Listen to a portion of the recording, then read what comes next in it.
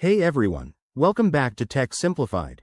If you're diving into the world of coding, GitHub is your best friend, and knowing how to grab your profile link is essential for sharing your projects, collaborating with others, or even building your online portfolio. Today, in 2025, we're going to walk through this super simple process step by step. Whether you're a complete beginner or just need a quick refresh, stick around. This will take less than 2 minutes of your time.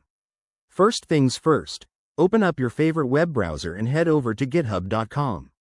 That's the official GitHub website, and it's where all the magic happens. If you don't have an account yet, you'll need to sign up. It's free and straightforward. Once you're on the homepage, if you're already logged in, great. If not, enter your username and password to log in.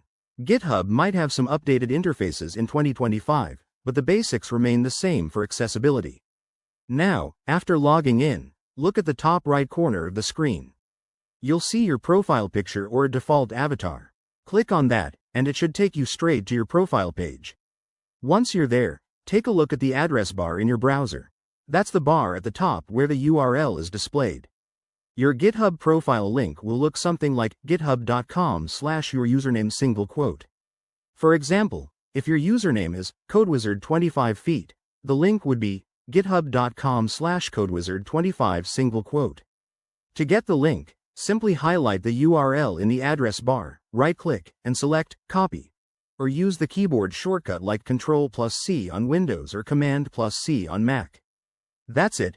You've got your profile link. You can now paste it anywhere you need, like in your resume, social media, or emails. One quick tip. Make sure your profile is public if you want others to see it, and consider adding a cool bio or projects to make it stand out. If you run into any issues, GitHub's help section is always up to date. Thanks for watching, and if this helped, give it a thumbs up and subscribe for more tech tips. See you in the next video.